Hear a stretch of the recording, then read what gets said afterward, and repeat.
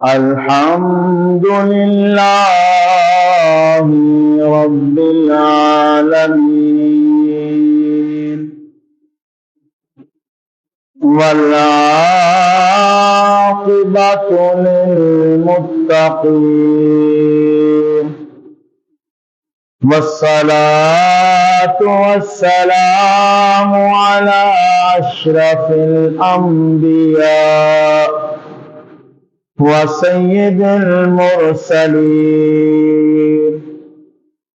رحمة للعالمين راحة العاشقين وعلى آله وأصحابه أجمعين أما بعد قد قال الله تبارك وتعالى في الكلام المجيد والفرقان الحميد أعوذ بالله من الشيطان اللعين الرجيم بسم الله الرحمن الرحيم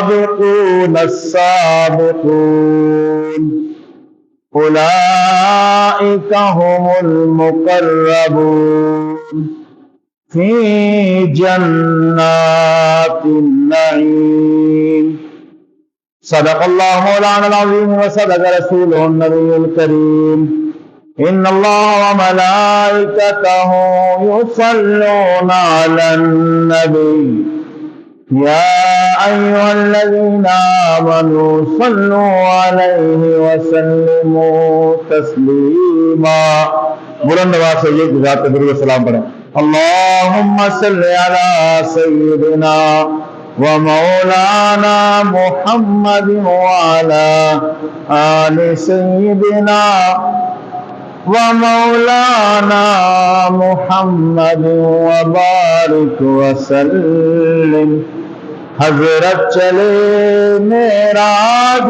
کو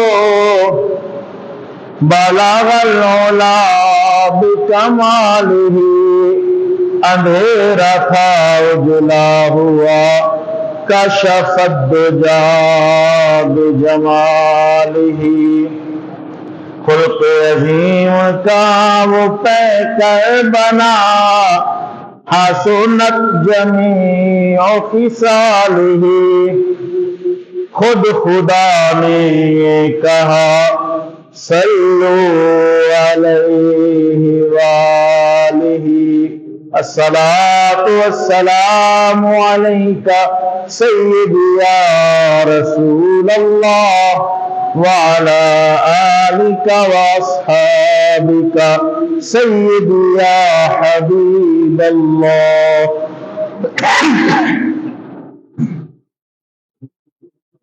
نہایت ہی لائق سب احترام محترم و معظم بزرگ دوستو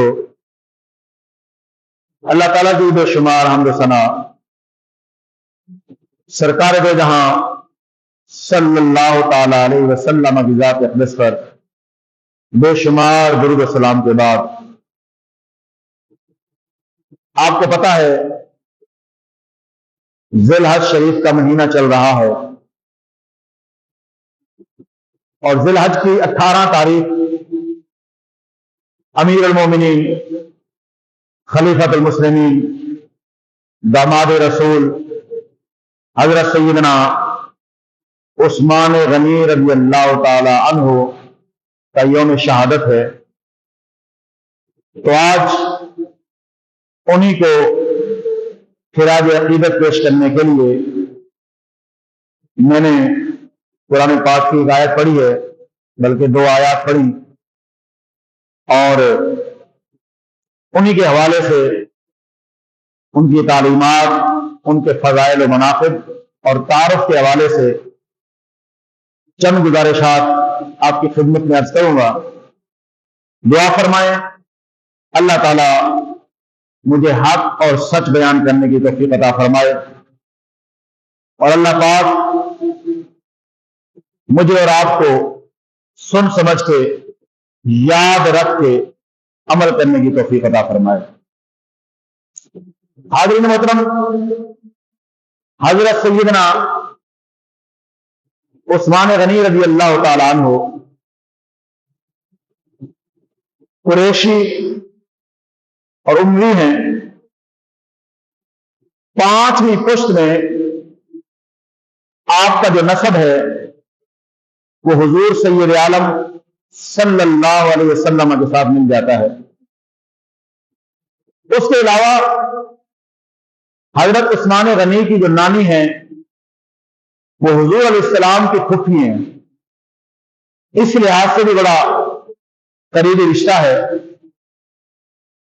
اور پوری انسانیت میں، یہ میرا جملہ آپ یاد رکھیے گا، پوری انسانیت میں حضرت عثمان غنی کو ایک سعادت نصیب ہوئی ہے، یہ سعادت اور کسی انسان کو نصیب نہیں ہوئی ہے۔ سیدنا آدم علیہ السلام سے لے کر آخری انسان تک جتنے بھی بڑے بڑے مرتبے والے لوگ دنیا میں آئے یا آئیں گے، ایک فضیلت ایسی ہے تو سیدنا عثمان غنی کو ملی ہے اور کسی کے نصیب میں نہ ہوئی ہے نہ ہو سکتی ہے۔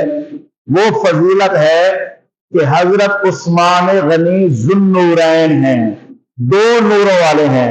مطلب یہ ہے کہ حضرت عثمان غنی وہ خوش نصیب انسان ہے کہ اللہ کے نبی کی ایک کے بعد دوسری بیٹی آپ کے نکاح میں آئی ہے۔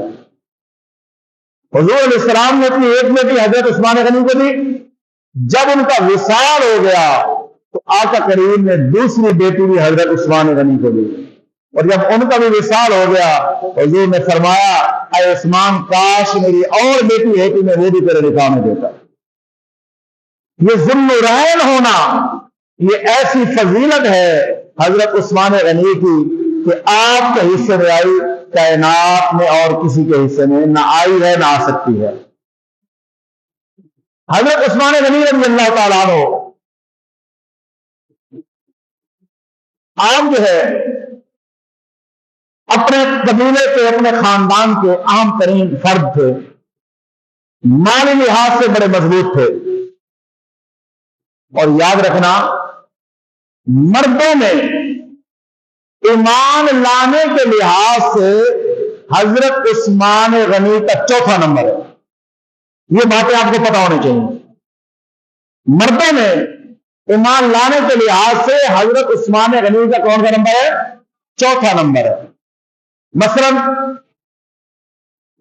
آزاد مردوں میں حضرت ابوبکر صدیق پہلے مسلمان ہوئے، غلاموں میں حضرت بلال مسلمان ہوئے، اور غلاموں میں حضرت زید بن حارثہ مسلمان ہوئے، بچوں میں حضرت علی مسلمان ہوئے۔ یہ 3 مسلمان تھے، حضرت ابوبکر صدیق، حضرت زید بن حارثہ اور حضرت علی۔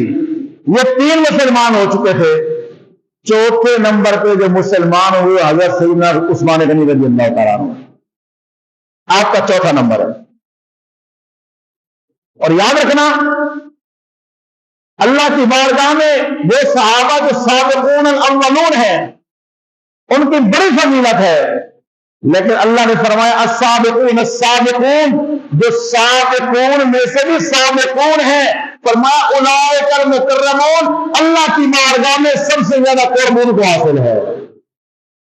جو سابقون میں بھی پہلے ہیں، جو پہلوں کے بھی پہلے ہیں، اور یہ پہلوں کے پہلے کون ہیں؟ یہ 4 ہستیاں ہیں۔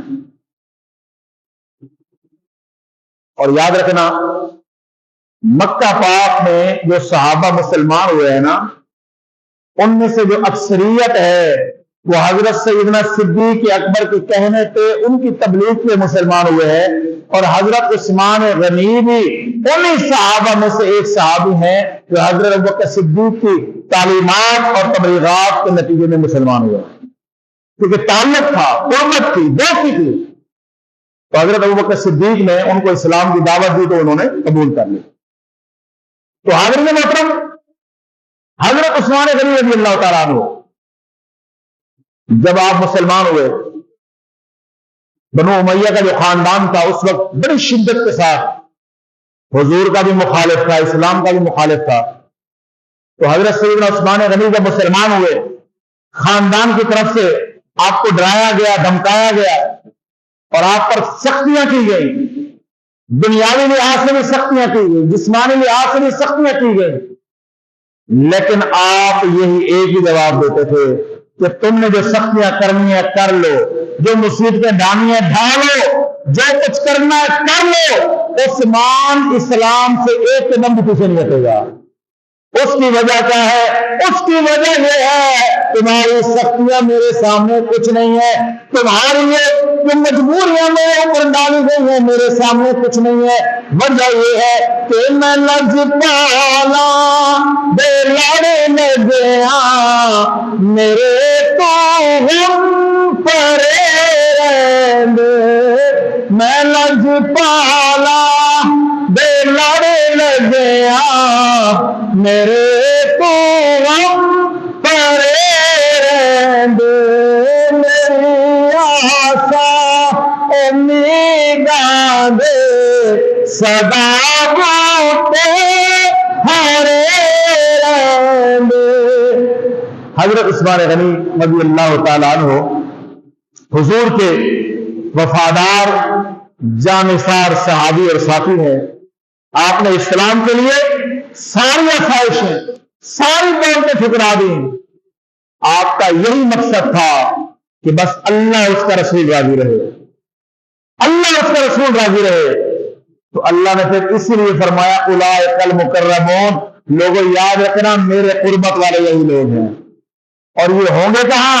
فرمایا فی جنات النعیم، یہ نعمتوں والے باغات میں ہوں گے، نعمتوں والے جنت میں ہوں گے۔ حضرت عثمان غنی رضی اللہ تعالیٰ عنہ جب ہجرت کا وقت آیا، آپ نے اپنا سب کچھ چھوڑا اور مدینے کی طرف ہجرت کی۔ اللہ پاک نے آپ کو بڑی خوبیاں عطا فرمائی۔ ایک خوبی تو میں نے آپ کے سامنے عرض کر دی، ذرا غور کریں کہ آپ ذو النورین ہیں، دو نوروں والے ہیں کہ حضور کی دو بیٹیاں آپ کے نکاح میں آئیں۔ دوسری خوبی یہ ہے کہ اللہ غنی ہے۔ اللہ کون ہے؟ غنی ہے۔ تو اس غنی نے اپنے اس پیارے بندے کو بھی غنی بنا دیا۔ آپ اگر دعوت مند ہیں تو اب تو غنی ہیں، لیکن حضرت عثمان غنی کو اللہ کے رسول نے غنی کا لقب عطا فرمایا ہے۔ اس کی وجہ یہ ہے کہ حضرت سیدہ خدیجہ کبریٰ کے بعد اگر کسی کے مال نے اسلام کو سب سے زیادہ نفع دیا تو حضرت عثمان غنی ہے، حضرت عثمان غنی ہے۔ اور آپ کی تیسری خوبی یہ ہے، غزوہ بدر کا جب وقت آیا، غزوہ بدر کا جب وقت آیا، سارے صحابہ جنگ کے لیے جا رہے تھے، حضرت عثمان نے بھی تیاری کی، جنگ کے لیے جانے لگے۔ حضور نے فرمایا ہے عثمان تمہاری بیوی تو بیمار ہے، میری بیٹی تو بیمار ہے، اگر تم جنگ پہ چلے جاؤ تو پھر پیچھے اس کا خیال کون رکھے گا؟ تو ہمارا بغاری کون کرے گا؟ تم یہاں رہو۔ اب حضرت عثمان کو حکم ہو گیا وہ یہاں مدینے میں رہے۔ حضور جنگ پہ تشریف لے گئے، جنگ سے واپس آئے۔ اب غزوہ بدر کے جو صحابہ تھے ان کی شان میں، فضیلت میں قرآن کی آیتیں اتر رہی ہیں، ان کی شان اور فضیلت میں حضور حدیث پاک ارشاد فرما رہے ہیں یہ جو بدر میں شرکت کرنے والے صحابہ ہیں زندگی میں یہ جو بھی کریں یہ سارے جنتی ہیں۔ صحابہ کرام میں بدری صحابہ کا ایک خاص مقام تھا۔ حضرت عثمان غنی جب حضور مدینہ پاک تشریف آئے، حضرت عثمان غنی رو رہے ہیں، آنسو بہا رہے ہیں۔ فرمایا کیا ہوا؟ یا رسول اللہ لوگ جنگ میں حاضر ہوئے، ان کو بڑی فضیلتیں ملی، میں محروم رہ گیا۔ فرمایا تو محروم نہیں ہے۔ حضور منبر پہ جلوہ گر ہوئے، آپ نے اعلان فرمایا کہ میرا عثمان بظاہر جنگ میں شریک نہیں ہے لیکن اللہ رسول کے نزدیک وہ جنگ میں شریک تھا، لہذا غزوہ بدر میں شرکت کرنے والوں کا جو مال میں حصہ ہے حضرت عثمان کو وہ حصہ ملے گا، اور جو ثواب میں حصہ ہے وہ بھی حضرت عثمان کو ضرور ملے گا۔ آپ غزوہ بدر میں شامل نہ ہوئے، بظاہر شامل نہ ہوئے، لیکن اللہ اور اس کے رسول کی رحمت نے آپ کو بھی بدریوں میں شامل فرما دیا. یہ بھی بڑی عجیب فضیلت ہے. اور حاضرین محترم، حضرت عثمان غنی رضی اللہ تعالیٰ عنہ آپ فرماتے ہیں کہ بیعت کرتے وقت جو ہاتھ میں نے حضور کے ہاتھوں میں دیا، غور کریں، بیعت کرتے وقت جو ہاتھ میں نے حضور کے ہاتھوں میں دیا، پھر اس ہاتھ کو میں نے گندگی سے آلودہ نہیں ہونے دیا، اس ہاتھ کو میں نے کسی غلط گندے کام میں استعمال نہیں کیا، اس ہاتھ کو ہمیشہ پاک رکھا. ویسے بھی یاد رکھنا، حضرت عثمان غنی کا صرف ہاتھ پاک نہیں تھا، سر سے لے کر پاؤں تک پورا جسم پاک اور صاف تھا. اور یاد رکھیں، حیا جو ہے یہ ایمان کا حصہ ہے. حیا ایمان کا حصہ ہے، اور حیا میں سب سے زیادہ آنکھ کا حیا ہے، زبان کا حیا ہے. ایک دفعہ حضور علیہ السلام اپنے گھر میں لیٹے ہوئے ہیں. گھر میں انسان بے فکر ہو کے بیٹھتا ہے. حضور گھر میں لیٹے ہوئے ہیں، آپ کی پنڈلیوں مبارک سے آپ کی جو چادر تھی وہ ہٹی ہوئی تھی پنڈلیوں سے. حضرت ابوبکر صدیق حاضر ہوئے، حضور ویسے لیٹے رہے، انہوں نے سلام کیا، سلام کا جواب دیا، بٹھا دیا. حضرت عمر حاضر ہوئے، انہوں نے سلام کیا، حضور ویسے ہی لیٹے رہے، سلام کا جواب دیا، بٹھا دیا. جب حضرت عثمان آئے، دروازہ کھٹکایا، عرض کی یا رسول اللہ، عثمان آپ کی خدمت میں حاضر ہونا چاہتا ہے. جب حضور کو پتہ چلا کہ عثمان آ رہے ہیں، حضور اٹھ کے بیٹھ گئے اور اپنی پنڈلیوں کو چادر سے ڈھک دیا، چادر کو سیٹ کر لیا، اپنی پنڈلیوں مبارک پر چادر کو جو ہے پنڈلیوں کے اوپر دے دیا. حضرت عثمان آئے، گفتگو شنید ہوئی، باتیں ہوئی، تینوں صحابہ چلے گئے. سیدہ عائشہ نے عرض کی یا رسول اللہ، میرے والد آئے، آپ نے پنڈلیوں پر کپڑا نہ دیا اور ایسے ہی لیٹے رہے. حضرت عمر آئے، آپ ایسے ہی لیٹے رہے. جب عثمان آئے، آپ اٹھ کے بھی بیٹھ گئے اور پنڈلیوں پہ کپڑا دے دیا. اس کی کیا وجہ ہے؟ تو حضور نے کیا جملہ ارشاد فرمایا، غور کریں اور ایمان کو تازہ کریں. فرمایا اے عائشہ، عثمان وہ ہے کہ جس سے فرشتے بھی حیا کرتے ہیں، فرشتے بھی جس کا حیا کرتے ہیں.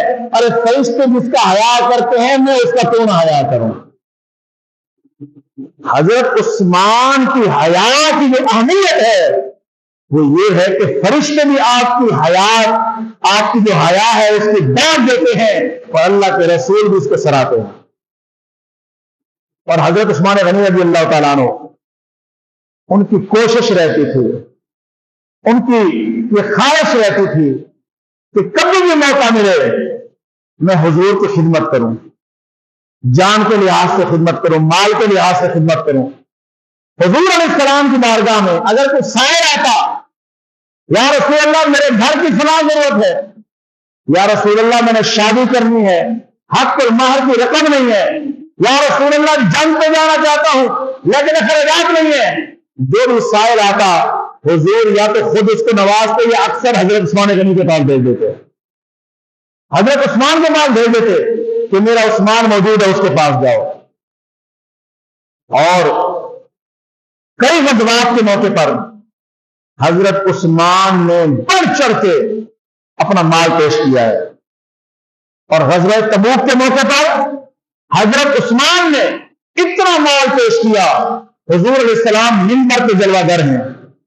حضرت عثمان نے 1000 اشرفیاں لائیں اور حضور کی جھولی میں پیش کر دی. صحابہ کہتے ہیں کہ ہم دیکھ رہے تھے کہ حضور کا چہرہ خوشی سے کھلا ہوا ہے، گلاب کی طرح کھلا ہوا ہے. حضور کے چہرے پہ مسکراہٹ ہے اور حضور کے چہرے پہ اطمینان ہے. اپنے مبارک ہاتھوں سے ان اشرفیوں کو پلٹ رہے ہیں اور حضور یہ فرما رہے ہیں کہ عثمان، تو نے اللہ اس کے رسول کو اتنا راضی کر دیا ہے، اب تمہارا کوئی بھی عمل تمہیں نقصان نہیں دے سکتا. کوئی بھی عمل اب تمہیں نقصان نہیں دے سکتا. مطلب یہ ہے، دیکھیں ہم نماز پڑھیں، روزہ رکھیں، نیکیاں کریں، لیکن پھر بھی ڈر لگا رہتا ہے کہ پتہ نہیں ہمارا خاتمہ کیسے ہوگا. اس لیے ہمیشہ اچھے خاتمے کی دعا کیا کریں. نماز پڑھ لی ہے، ہمیشہ نماز کی مقبولیت کی دعا کیا کریں، نیکی کر لی ہے، نیکی کی مقبولیت کی دعا کیا کریں، کیونکہ اللہ پاک ہمارا انجام اچھا فرمائے لیکن پتہ نہیں ہے۔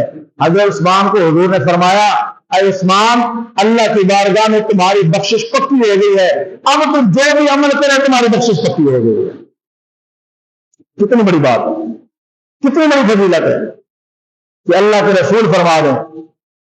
اب ذرا غور کریں، اللہ کی اور اللہ کے رسول کی بارگاہ میں یہ صحابی کتنے پیارے ہیں۔ حاضرین محترم، اتنے پیارے ہیں کہ پہلے 4 صحابہ میں انہی کا نام ہے، خلفاء اربعہ 4 خلفاء میں ان کا نام ہے، اور پھر عشرہ مبشرہ دیکھیں تب وہاں بھی حضرت عثمان غنی کا نام ہے ہر جگہ۔ اور حضور کے جو 2 بیٹیوں کے شوہر ہے وہ بھی حضرت عثمان غنی ہیں، اس لیے آپ کو ذو النورین کہتے ہیں، کیونکہ یاد رکھیں حضور اللہ کے نور ہے، تو جو آپ کے جگر کے ٹکڑے ہیں وہ بھی کیا ہیں؟ نور ہیں۔ اعلیٰ حضرت رحمت اللہ علیہ نے کہا تھا کہ تیری نسل پاک میں ہے بچہ بچہ نور کا، یا رسول اللہ یا حبیب اللہ، تیری نسل پاک میں ہے بچہ بچہ نور کا، تو ہے اہل نور تیرا سب گھرانہ نور کا، تو ہے نور تیرا سب گھرانہ نور کا، صبح طیبہ میں ہی بٹتا ہے بارہ نور کا۔ تو حضور کی جو بیٹیاں ہیں نور ہیں۔ اہل سنت کے عقیدے کے مطابق حضور کی 4 بیٹیاں ہیں۔ کتنی بیٹیاں ہیں؟ 4 بیٹیاں ہیں، اور 4 بیٹیوں میں سے 2 بیٹیاں کس کے نکاح میں آئیں؟ حضرت عثمان غنی کے نکاح میں بیعت وقت نہیں آئیں۔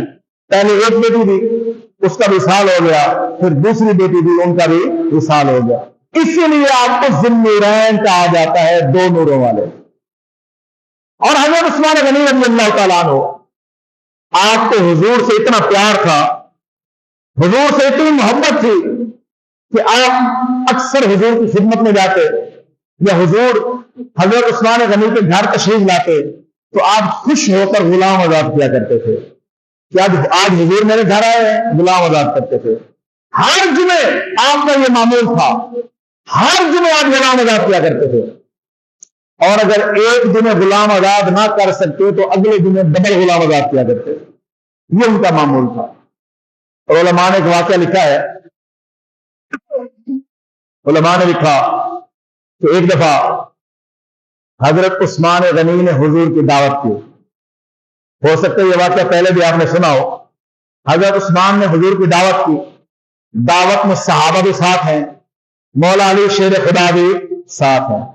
اب حضور آگے آگے چل رہے ہیں، حضرت عثمان حضور کے پیچھے پیچھے چل رہے ہیں اور حضور کے قدموں کو گن رہے ہیں، پیچھے پیچھے چل رہے ہیں اور قدموں کو گن رہے ہیں۔ آقا علیہ السلام نے فرمایا، اے عثمان ہمارے برابر چلو، پیچھے بھی چل رہے ہو اور یہ قدم بھی گن رہے ہو۔ عرض کی یا رسول اللہ، میری خوش نصیبی، میری خوش قسمتی کہ آج آپ میرے گھر تشریف لا رہے ہیں۔ کتنا خوش نصیب ہے وہ شخص کہ حضور جس کے گھر آئے مل کے دعا کر لیتے ہیں کہ یقیناً آپ ہر عاشق کے در تشریف لاتے ہیں، سنا ہے کہ ہر عاشق کے در تشریف لاتے ہیں۔ اونچی آواز میں مل کے کہہ رہے، ہو سکتا ہے کسی کی دعا قبول ہو جائے، ہم سب کا بیڑا پار ہو جائے۔ سنا ہے کہ ہر عاشق کے در تشریف لاتے ہیں، یقیناً کہ ہر عاشق کے در تشریف لاتے ہیں، میرے گھر میں بھی ہو جائے چراغاں یا رسول اللہ،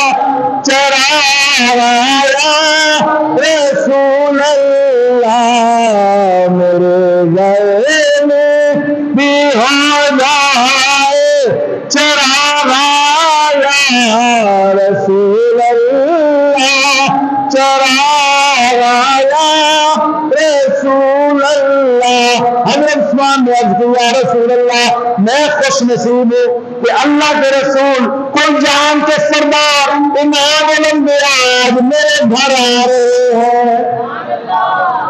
یہ دن میرے لیے عید کا دن ہے، یہ دن میرے لیے خوشی کا دن ہے کہ حضور آپ میرے گھر تشریف لا رہے ہیں۔ آپ کے آنے کی خوشی میں یا رسول اللہ میں آپ کے قدم مل رہا ہوں، آپ اپنے گھر سے میرے گھر تک جتنے قدم اٹھائیں گے میں اتنے غلام آزاد کروں گا۔ آپ جتنے قدم اٹھائیں گے میں اتنے غلام آزاد کروں گا۔ اب دعوت ہو گئی، حضرت عثمان غنی نے غلام آزاد کر دیے، مولا علی شیر خدا گھر آئے۔ آج چہرہ تھوڑا اداس ہے، چہرے پہ ہلکی ہلکی پریشانی ہے۔ سیدہ طیبہ فاطمہ الزہرا سلام اللہ علیہا نے جب دیکھا کہ علی پریشان ہیں، چہرے پہ پریشانی ہے، پوچھا علی کیا ہوا؟ کہا آج دعوت پہ گئے تھے۔ فرمایا وہ تو جاتے ہیں، پریشانی کیا ہے؟ کہا پریشانی یہ ہے کہ آج میرے بھائی عثمان کے گھر دعوت تھی، ہم گئے، عثمان غنی نے ایسی دعوت کی ہے کہ آج تک ایسی دعوت کوئی نہیں کر سکا۔ دعوتوں میں کھانا ہوتا ہے، اقسام اور انواع کے کھانے ہوتے ہیں، فروٹ ہوتے ہیں، دوسری چیزیں ہوتی ہیں، یہ تو ہوتی ہے، لیکن عثمان کی دعوت نرالی تھی کہ عثمان نے حضور کے قدم گنے ہیں اور ہر قدم کے بدلے کو غلام آزاد کیا ہے۔ ایسی دعوت نہیں ہوئی۔ تو سیدہ نے فرمایا اس میں پریشانی کی کیا بات ہے؟ فرمایا پریشانی کی بات یہ ہے کاش ہم بھی اتنے مالدار ہوتے، ہم بھی حضور کی دعوت کرتے اور حضور کے قدموں کے بدلے غلام آزاد کرتے، یا اس سے بڑا کام کرتے، ہم بھی کاش ایسا کرتے۔ سیدہ نے فرمایا آپ پریشان کیوں ہوتے ہیں؟ جائیں حضور کو دعوت دے کے آئے، جائیں دعوت دے کے آئے، دعوت دے کے آئے، وقت لے کے آئے۔ حضرت علی حضور کی خدمت میں حاضر ہوئے، یا رسول اللہ ہماری دعوت بھی تشریف لائیے۔ حضور نے ٹائم دے دیا، وقت دے دیا۔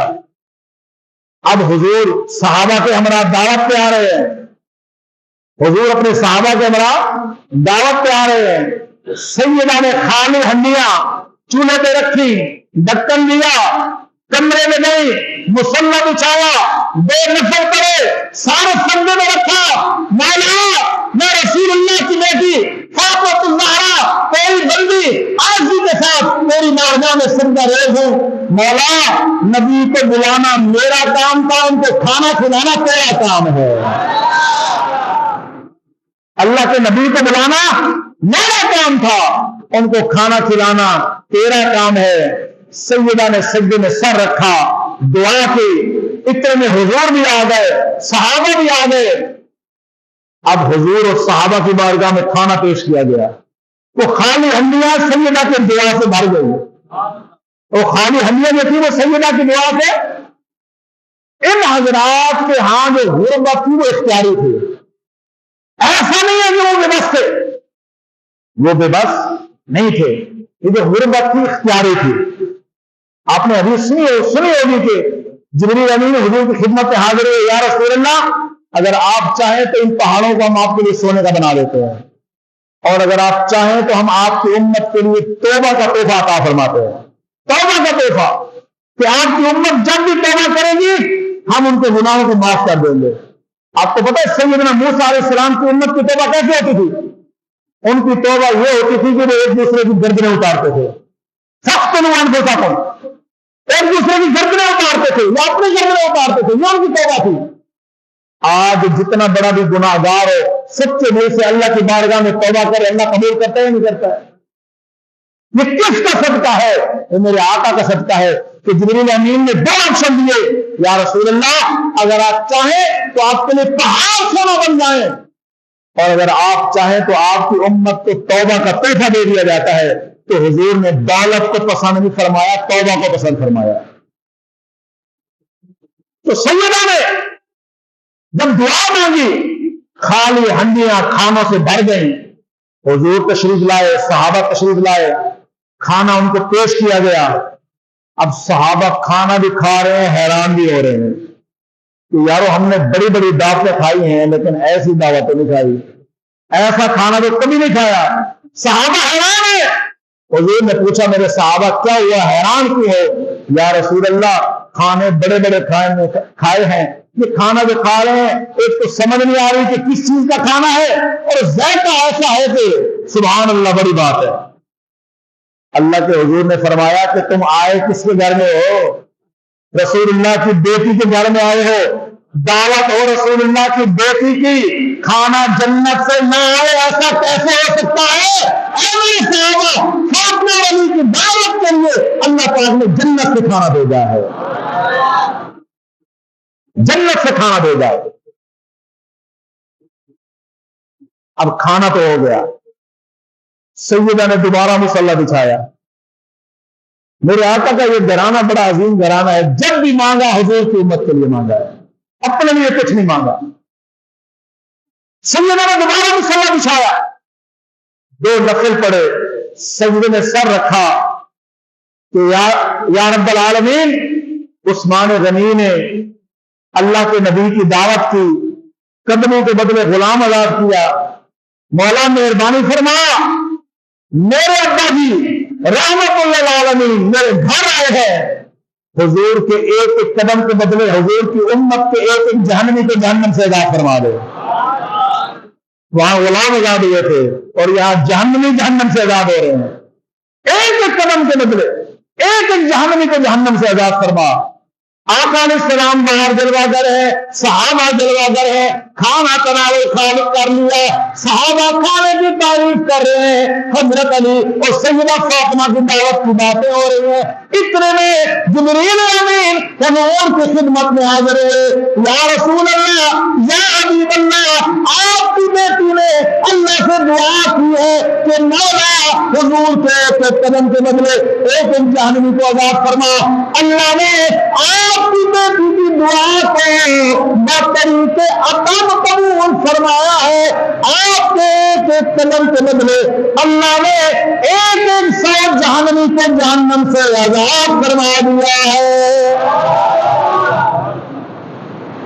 ایک ایک 100 جہنمی کو جہنم سے آزاد فرمایا۔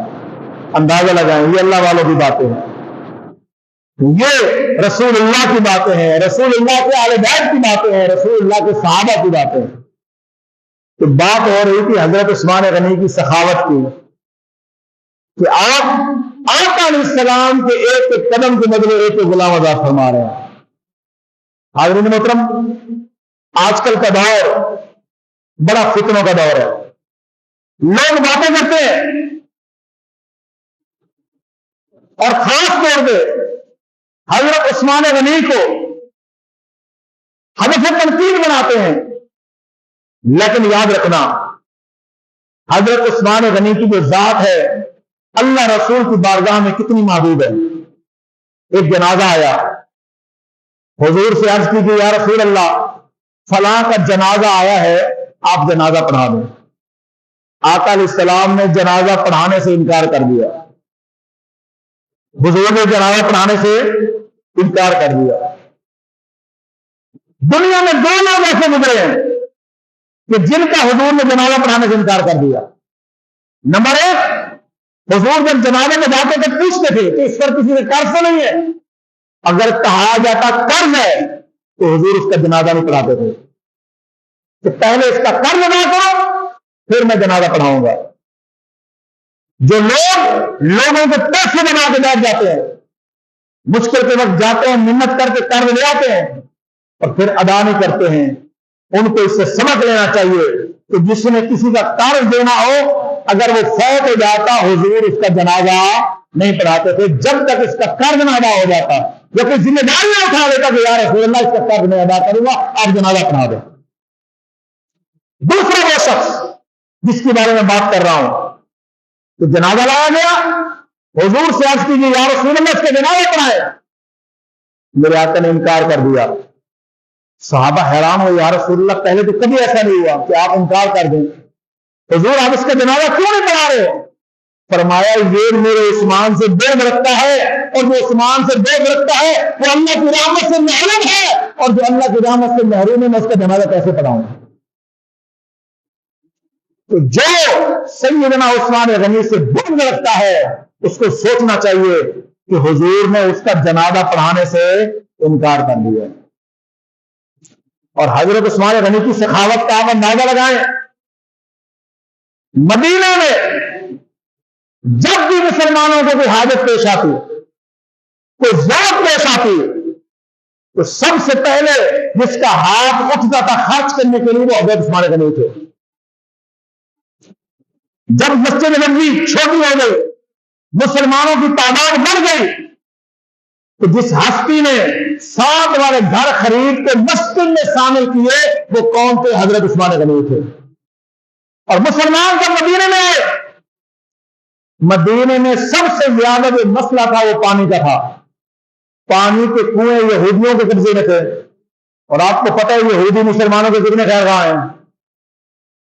ہو یہودی اور اس کے دلوں میں مسلمان کی محبت ایسا ہو سکتا نہیں، اس لیے اللہ نے قرآن پاک میں ارشاد فرمایا کہ یہودی اور عیسائی تمہارے خیر خواہ نہیں ہو سکتے،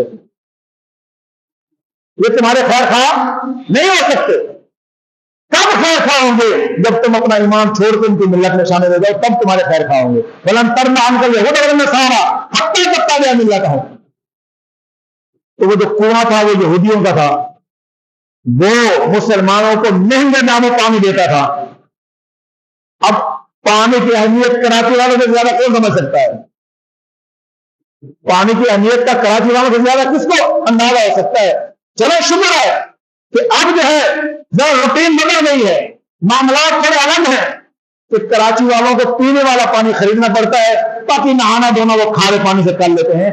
اس دور میں تو نہانے دھونے کے لیے بھی پانی خریدنا پڑتا تھا، پینے کے لیے بھی پانی خریدنا پڑتا تھا۔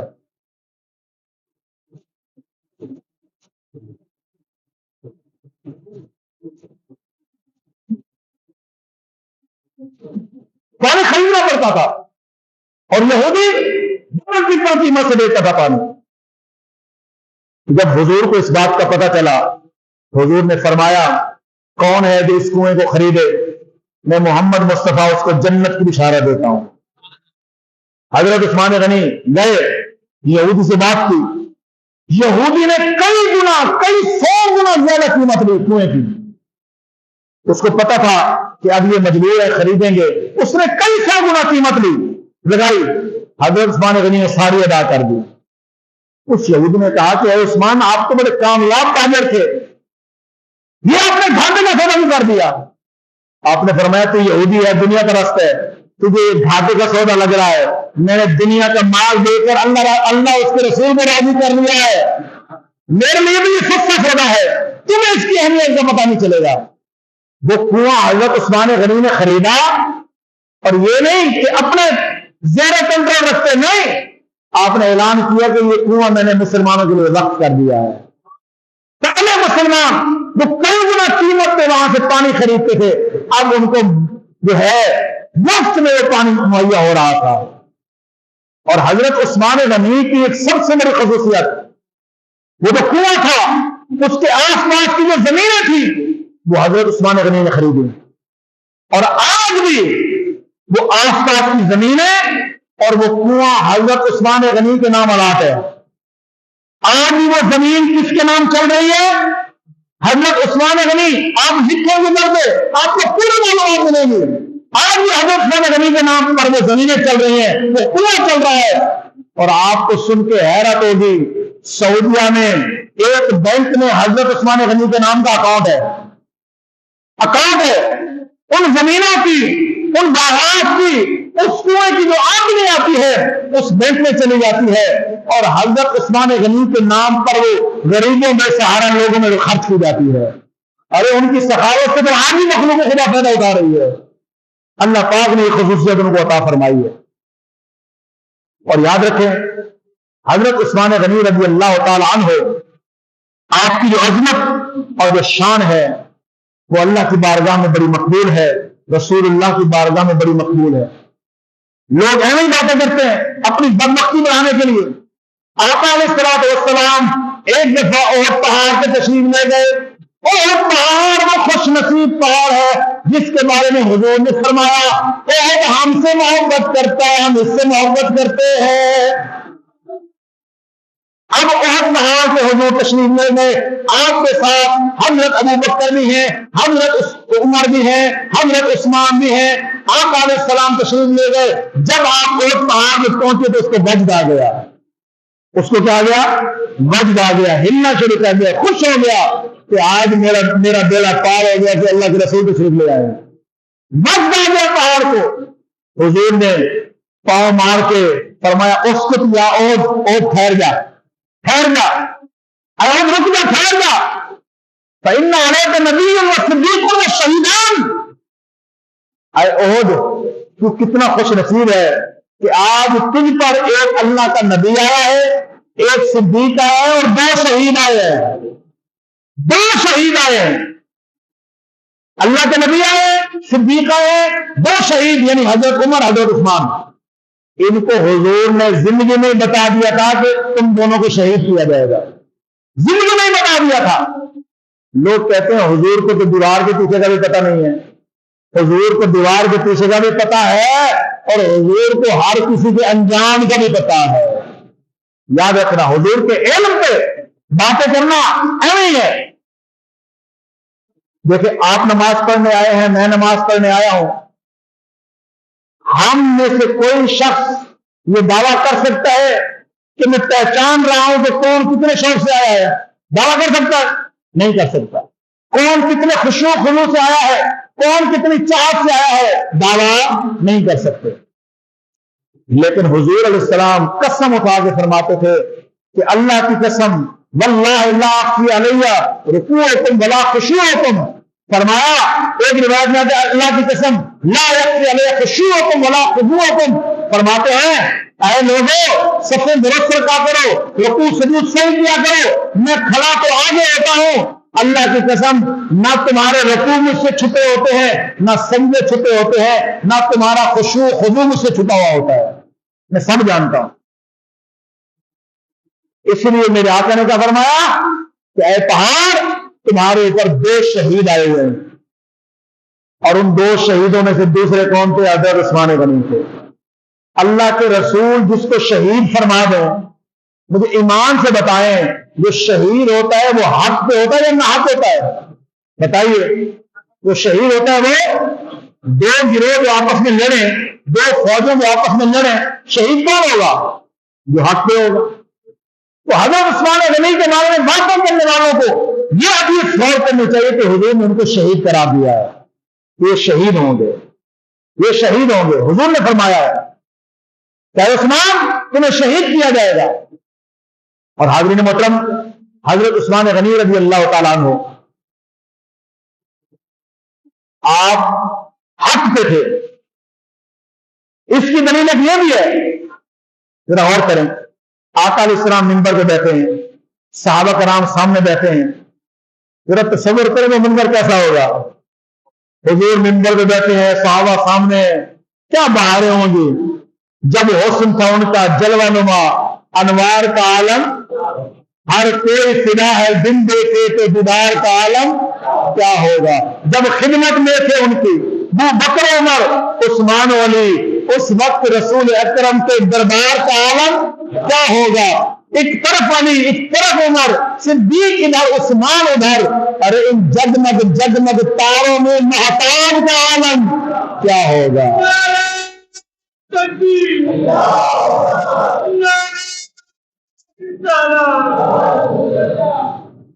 حضور کی مجلس لگی ہوئی ہے, حضور فتنوں کا ذکر کر رہے ہیں, بتا رہے ہیں کہ ان قریب ایسے فتنے ہوں گے, ایسے ہوں گے. حضرت عبداللہ بن عمر فرماتے ہیں کہ میں بھی اس مجلس میں موجود تھا. جب حضور فتنوں کا ذکر کر رہے تھے تو سامنے سے ایک شخص گزرا جس نے اپنا چہرہ لپیٹا ہوا تھا. ایک شخص گزرا جس نے اپنا چہرہ لپیٹا ہوا تھا. حضور فتنوں کا ذکر کرتے ہیں, جب اس شخص کی طرف دیکھتے ہیں نا وہ چہرہ لپیٹ کے گزر رہا ہے, تو حضور نے فرمایا جب فتنے ہوں گے نا تو یہ شخص حق پہ ہوگا. جب فتنے اٹھیں گے نا تو یہ شخص کس پہ ہوگا؟ حق پہ ہوگا. حضرت عبداللہ بن عمر فرماتے ہیں میں گیا, قریب جا کے میں نے چہرے سے کپڑا ہٹایا تو وہ حضرت عثمان غنی تھے, وہ حضرت عثمان غنی تھے. میں نے ان کا چہرہ موڑ کے حضور کی طرف کیا کہ یا رسول اللہ کیا یہ حق پہ ہوں گے؟ فرمایا نعم عثمان حق پہ ہوں گے. ہاں فرمایا عثمان حق پہ ہوگا. تو جس کے حق پہ ہونے کی حضور گواہی دیں تو اس کے حق کے ہونے پر کوئی شک نہیں ہے. تو بہرحال حضرت ابوبکر حضور کے وصال کے بعد خلیفہ ہوئے, 2.5 سال تقریباً آپ کی خلافت چلی. پھر ان کے وصال کے بعد ان کی وصیت کے مطابق حضرت عمر خلیفہ بنے. ان کی شہادت کے بعد حضرت عثمان غنی خلیفہ بنے. آپ کی خلافت کے دور میں اسلام نے بڑی ترقی کی, اطراف و اکناف میں اسلام پھیلا. ہندوستان کے کئی علاقے یہ مکران اور کئی علاقے یہاں تک اسلام آ چکا تھا. افغانستان, ایران یہ اسلام میں شامل ہو چکے تھے. عرب سارے اسلام میں آ چکا تھا. اسلام تیزی سے پھیل رہا تھا اور ایک ہی ملک تھا, ایک ہی عمارت کے تحت اسلام چل رہا تھا. اب آپ جانتے ہیں ماشاءاللہ کہ ہر دور میں اسلام کے مخالف رہے, اسلام کو مٹانے کی کوشش کی. کبھی ابو جہل کی صورت میں, کبھی ابو لہب کی صورت میں, کبھی منافقین مدینہ کی صورت میں, کبھی یہودیوں کی صورت میں. ہر دور میں اسلام کو مٹانے کے لیے لوگ کوشش کرتے رہے, لیکن کسی نے کہا مٹ گئے, مٹتے ہیں, مٹ جائیں گے آدھا تیرے, نہ مٹا ہے نہ مٹے گا کبھی چرچا تیرا. اور کہا کہ آندیاں سرخ و سیاہ یہود لاتے ہیں مگر شمع قرآن کی کوئی بجھا نہ سکا. قرآن کی شمع کوئی بجھا نہ سکا. بڑے بڑے ظالم آئے, ساتھیاں ہوتی رہی. تو حضرت عثمان غنی کے دور میں بھی ساتھیاں ہوئی کہ کسی طریقے سے اس خلافت کو توڑا جائے, مسلمانوں کے درمیان خانہ جنگی کرائی جائے, بصرہ, کوفہ, مصر اور مدینہ کے لوگوں کو لڑا دیا جائے, مسلمان آپس میں لڑ پڑے, خون رہے. اسی سازش کے تحت ایک لشکر بصرہ سے آیا 1000 کا لشکر, ایک لشکر کوفہ سے آیا 1000 کا لشکر, ایک لشکر مصر سے آیا 1000 کا لشکر. اور یہ آئے بھی اس موقع پہ جب مدینہ کے اکثر مسلمان اور صحابہ حج کے لیے چلے گئے تھے. حج کے لیے چلے گئے. ذی الحج سے پہلے آپ کو پتہ ہے ذوالقعدہ کے مہینے میں لوگ حج کے لیے چلے جاتے ہیں. جب اہل مدینہ حج کے لیے چلے گئے, یہ 3000 کا لشکر مختلف شہروں سے مدینے آ گیا. اس وقت مدینے میں حضرت علی بھی موجود ہیں, سیدہ طیبہ عائشہ صدیقہ بھی موجود ہیں, دوسرے کبار صحابہ بھی موجود ہیں. اب جب انہوں نے دیکھا لشکر آیا ہے تو انہوں نے لشکروں کے جو بڑے تھے ان کو بلایا, سمجھایا, بھجایا. حضرت عثمان غنی کے بارے میں ان کو شکایات تھیں, انہوں نے ان کی شکایات دور کی, غلط فہمیاں دور کی. ان کو کہا واپس چلے جاؤ. وہ لشکر واپس چلا گیا. مدینہ سے 3 دن کی مسافت پہ واپس چلا گیا, یعنی 3 دن 3 رات انہوں نے سفر کیا, مدینہ سے دور چلے گئے. پھر اچانک تینوں لشکر دوبارہ واپس آ گئے. اب ذرا سوچیں, جو مصر کے ہوں گے وہ مصر والا راستہ گئے ہوں گے, جو کوفہ کے ہوں گے وہ کوفہ والا راستہ گئے ہوں گے, جو بصرہ کے ہوں گے بصرہ والا راستہ گئے ہوں گے. 3 دن کے بعد تینوں لشکر واپس آ گئے. آپس میں رابطہ نہیں تھا, موبائل کا دور نہیں تھا. واپس آئے اور مدینے کا گھیراؤ کر لیا, مدینے پہ حملے کا اعلان کر دیا, کہا کہ ہم سے جنگ کرے خلیفہ. مدینہ کا گھیراؤ کر لیا. اب 700 صحابہ اکٹھے ہو کے حضرت عثمان کے پاس آئے اور کہا کہ آپ خلیفہ ہیں, آپ ہمارے حکمران ہیں, امیر المومنین ہیں, آپ ہمیں اجازت دیں کہ ہم ان بلوائیوں سے جنگ کریں. حضرت عثمان غنی نے فرمایا نہیں, یہ رسول اللہ کا شہر ہے, رسول اللہ کا حرم ہے, میں یہاں خون نہیں بہانا چاہتا, جنگ نہیں آنے دوں گا. پھر مشورہ ہوا کہ آپ خلافت سے دستبردار ہو گئے, خلافت چھوڑ دیں. آپ نے فرمایا خلافت بھی نہیں چھوڑوں گا, خلافت بھی نہیں چھوڑوں گا. کیوں؟ ایک وجہ تو یہ ہے کہ آج میں ان سے ڈر کے خلافت چھوڑ دوں تو پھر آگے مسلمانوں میں خلافت مضبوط ہو ہی نہیں سکتی. جب بھی چند ہزار لوگ آئیں گے خلیفہ کو چھڑوا دیں گے خلافت. یہ تو ایک نئی ریت بن جائے گی, نیا رواج بن جائے گا.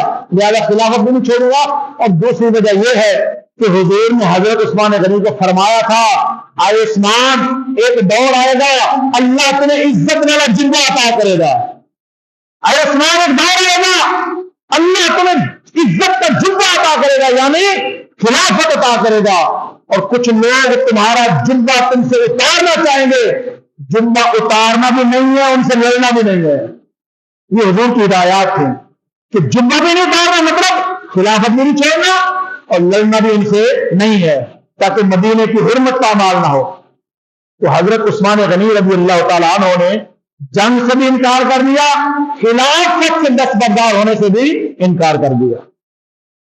اور یہ بھی یاد رکھنا, ان حضرات نے جو خلافت کی ہے تو دنیاوی دولت اور لالچ کے لیے نہیں کی ہے. حضرت عثمان غنی کی دولت کی تو کمی تھی اور ان کو عزت کی تو کمی تھی. ارے یہ تو وہ ہیں جنہوں نے قرآن جمع کیا ہے, قرآن کو ایک جگہ جمع کیا ہے, جامع القرآن ہے. میرے آقا کا فرمان ہے کہ جو اچھے کام کی بنیاد رکھے گا, کام کرنے والوں کے برابر اللہ اس کے لیے اجر عطا فرمائے گا. اب کروڑوں مسلمان روز میں قرآن کھول کے پڑھتے ہیں, جہاں ان کو ثواب ملے گا حضرت عثمان غنی کو بھی اتنا ثواب ملے گا. تو لہذا آپ نے فرمایا میں خلافت بھی نہیں چھوڑوں گا اور میں جو ہے ان سے جنگ بھی نہیں کروں گا. المختصر ٹائم کیونکہ ہو گیا ہے. حاضرین محترم ذرا غور کرے, ذی الحج کے بعد محرم کا مہینہ آنے والا ہے اور محرم کے مہینے میں مظلوم کربلا کی جو واقعات ہیں, امام حسین رضی اللہ تعالیٰ عنہ کے واقعات بیان کیے جاتے ہیں کہ ان پہ ظلم کیا گیا, پانی بند کیا گیا وغیرہ وغیرہ. بے شک حضور کی آل پہ ان بدبختوں نے ظلم کیا ہے, لیکن عثمان غنی جیسا مظلوم آپ نے نہیں دیکھا ہوگا. یہ ہمارے لیے ایک افسوس کی بات ہے کہ سب شہادتیں منائی جاتی ہیں, عثمان غنی کی شہادت کیوں نہیں منائی جاتی؟ کربلا کے مسافروں پہ 3 دن پانی بند کیا گیا ہے, میرے عثمان غنی پہ 40 دن پانی بند کیا گیا ہے. اور وہ پانی کس کنویں کا تھا؟ جو کنواں عثمان غنی نے خود خریدا تھا. 40 دن ان کو مسجد نبوی میں نماز پڑھنے کی اجازت نہیں دی گئی. وہ مسجد نبوی جس کا اکثر حصہ عثمان غنی نے خرید کر مسجد میں شامل کیا تھا. اندازہ لگائیں, وہ ہستی 40 دن تک محاصرہ کیا گیا. اب حضرت علی مدینے سے باہر ہے, باقی صحابہ ان بلوائیوں سے بات کرنے کے لیے مصروف ہے.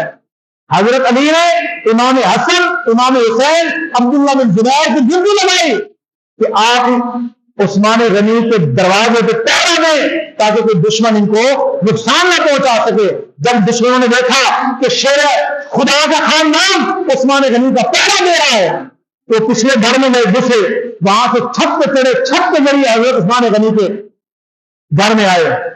عثمان غنی اس دن روزے سے تھے. ظہر کے بعد جب آپ نے پہلولہ کیا نا, رسول اللہ کا دیدار ہوا, یا رسول اللہ بڑا پریشان ہوں. فرمایا پریشان نہ ہو, آج افطاری تمہاری ہمارے ساتھ ہوگی, آج کی افطاری تمہاری ہمارے ساتھ ہوگی. عصر کا وقت تھا, عثمان غنی قرآن پاک پڑھ رہے ہیں, ان بدبختوں نے آپ پہ حملہ کیا. پہلا حملہ کیا تو آپ کی بیوی, انہوں نے مداخلت کرنے کی کوشش کی, اس حملے میں ان کی انگلیاں کٹ گئی. انہوں نے پھر حملہ کر کے آپ کا دایاں ہاتھ کاٹ دیا. حضرت عثمان غنی نے کہا مجھے ہاتھ کی فکر نہیں ہے, لیکن تم نے وہ ہاتھ کاٹا جس سے میں قرآن لکھا کرتا تھا. میں حملہ کر کے حضرت عثمان غنی کو شہید کیا گیا. تو اتنے بدبخت تھے کہ عثمان غنی کے سامنے قرآن پاک کھلا ہوا ہے, آپ کے خون کے قطرے قرآن پاک کی آیت پہ گزرے, اور وہ آیت کیا تھی؟ فَسَيَكْفِيكَهُمُ اللَّهُ, کہ میرے عثمان فکر نہ کرو, اللہ ان سے انتقام لے لے گا. کس طرح اسلام کا یہ عظیم مرد مجاہد رسول اللہ کا سچا وفادار 18 ذی الحج کو شہید ہوا. اللہ پاک ان کے مزار پہ کروڑ رحمتوں کا نزول فرمائے. اللہ پاک مجھے اور آپ کو ان کی تعلیمات کے عمل کی توفیق عطا فرمائے. جس طرح ہم شہداء کربلا کا تذکرہ کرتے ہیں, وہ مظلوم تھے, امام حسین اور ان کا خاندان مظلوم کا ہم تذکرہ کرتے ہیں، اسی طرح عثمان غنی رضی اللہ تعالیٰ عنہ کا بھی تذکرہ کیا کریں کہ ان کے ساتھ بھی بڑا ظلم کیا گیا۔ اللہ پاک ہم سب کو حضرت عثمان غنی کا فیض عطا فرمائے، ان کی روحانی توجہ عطا فرمائے، آمین ثم آمین۔ وما علیہ الا البلاغ المبین۔